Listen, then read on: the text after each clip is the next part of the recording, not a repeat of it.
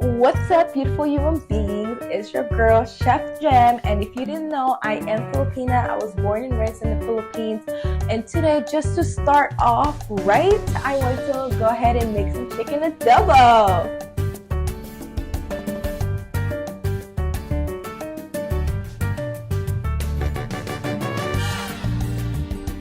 Before we get started, let's go ahead and take a shot of some Mango Absolute. This is a screwdriver. So we're gonna take double shots. All right, since we got that out of the way, we're gonna go ahead and start with the red onion.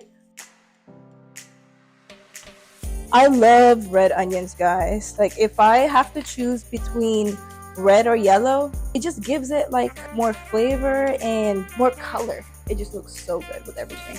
Like I said, we're gonna make some adobo. It's a Filipino dish. All right, so I'm gonna go ahead and saute my onions. Because we have minced garlic, this one is gonna burn like pretty quickly. So I'm gonna go ahead and do that after I saute and get like a transparent color from the red onion. All right, so this is basically done. We're gonna go ahead and add our chicken. Normally, I would clean my chicken with some lemon because the citrus that they have just really gets everything off of the chicken, but we don't have that today and we're Filipino, so it doesn't matter anyway. If you're wondering what I'm wearing, I am wearing comfy. The name itself is giving, and if you're wondering if it jiggles, better buy one and find out. These are some Costco chicken, so you already know it's organic. I like to mix drumsticks and the chicken thigh. The chicken thigh, first off, is like the best juicy meat of the chicken.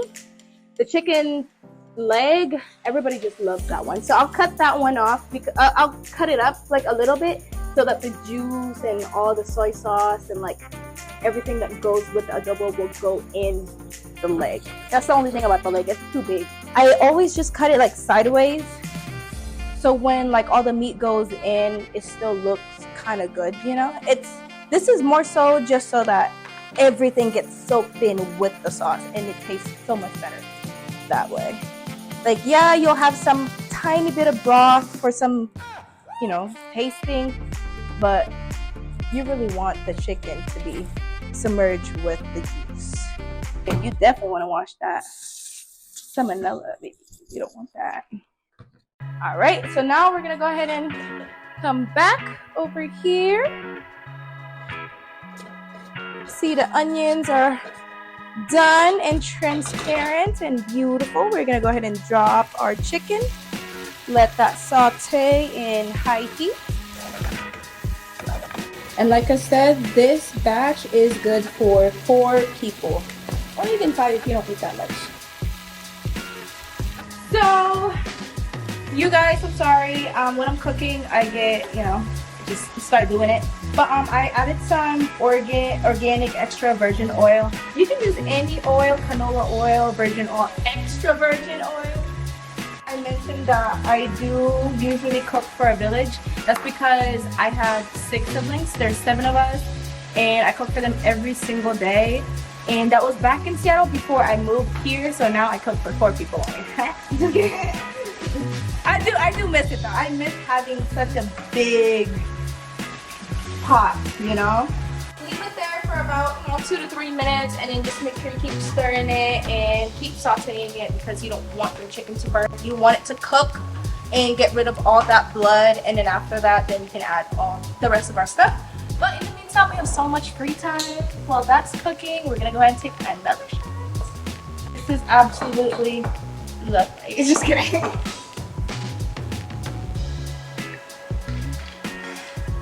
Yes, I need chaser. I just don't like what the alcohol tastes like, but I like what it feels like. So. And usually when I cook, you guys, I like to have like a plastic ready right in front of me. I know that's not really sanitary, but it's better than walking all the way to the damn garbage, you know what I mean? So I'd rather just have it right in front of me instead of going back and forth. I like cooking so much because, first off, I was born in the Philippines.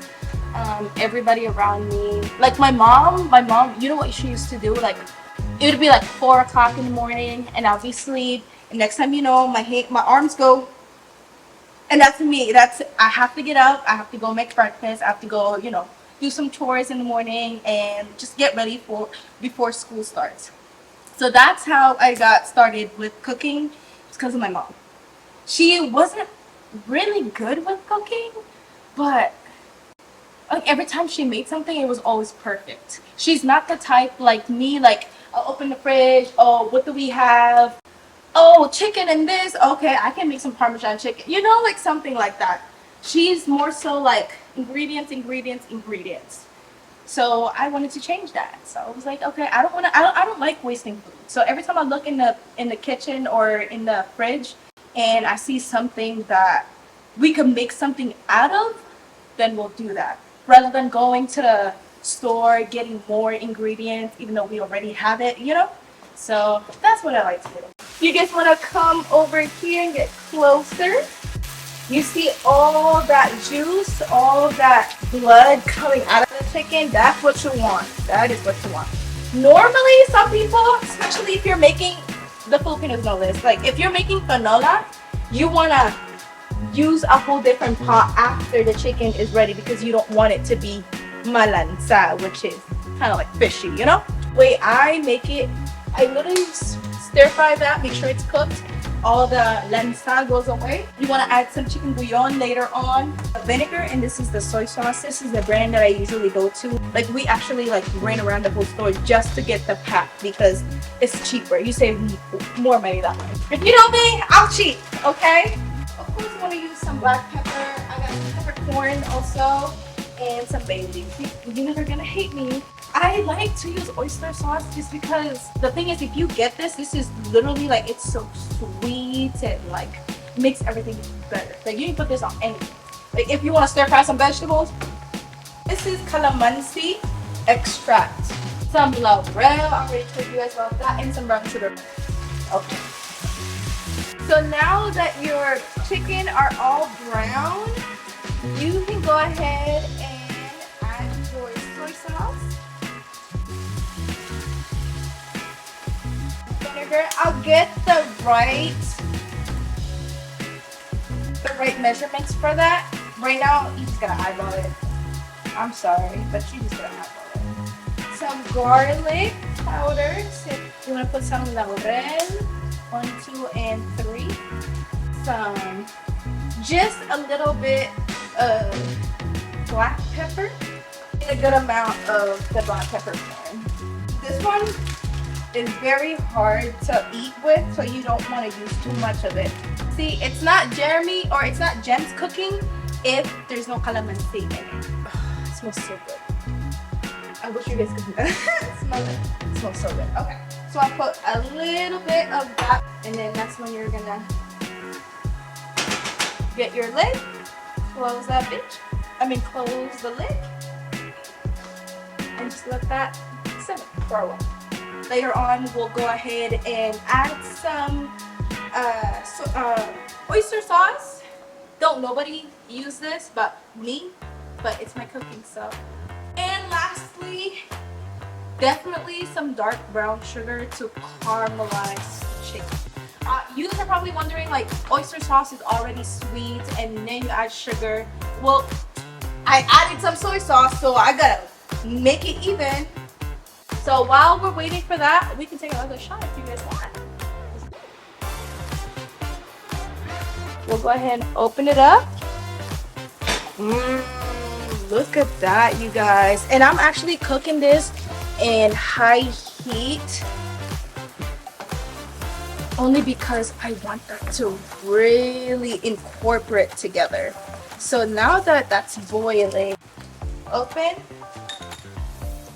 Eyeball 1, 2, 3, 4, 5, 6. I think 7's enough. Oyster sauce. That is fire. My niece, she's 5 years old, and she always says, Tita Jen, this is fire. So I don't know who taught her that. Not me though. Wasn't me. So a good amount, not too much. We don't want diabetes. We have our potatoes waiting for us to, dump it in here. And we have to boil some eggs too. So. I'm gonna go ahead and let that simmer and turn down the heat to low. We're gonna go ahead and get started with the milagrosa jasmine rice. I love jasmine rice. It's the freaking best rice out there, you guys. Pero, yeah.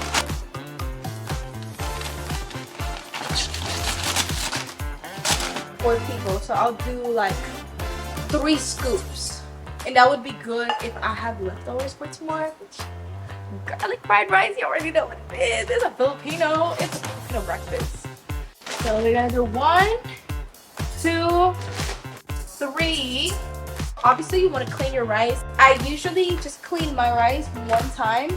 I rinse it off with water once. So I put some water in there, but depending on how much you put in there, how you want to measure it, like how Filipinos usually measure it, you measure it with your middle finger. And on that first line right here, put your finger in. If it's past the line, you're good. Okay, so this one is past the line, so we're ready to go ahead and put it on here. Water is boiling. We can go ahead and add our eggs. Do you like eggs good? Yeah. Okay, then we'll put 6. All right. Look at that. It's caramelized and it's almost ready to go. We just cook our potatoes in it and we'll be done. So 1, 2, 3, 4, 5, 6, 7. Make sure you mix it so that it can cook the entire time. After, when the eggs are cooked, we can dump it in there, mix it, let it simmer for about 5 minutes, and it's all ready. Alright. Over here though, the eggs, you can see they're basically done. They're all cracked up open. When it's all the way cooked, it should be super easy for you to peel that off. It comes off really easily. See that? Perfect. Go ahead and add that to your adobo. If you want to come over here, we're gonna open that up. As you can see, it's caramelized the way you want it to be. You want to cook it on low heat only because you want all the flavors to really incorporate with everything in there. So give it a try. It's done.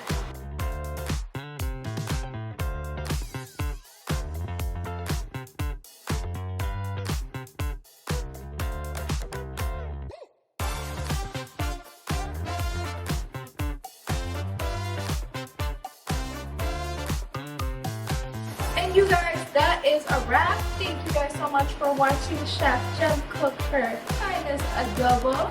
And like I said before, this is Secrets by Athena. I got you, girl. I will hook you up.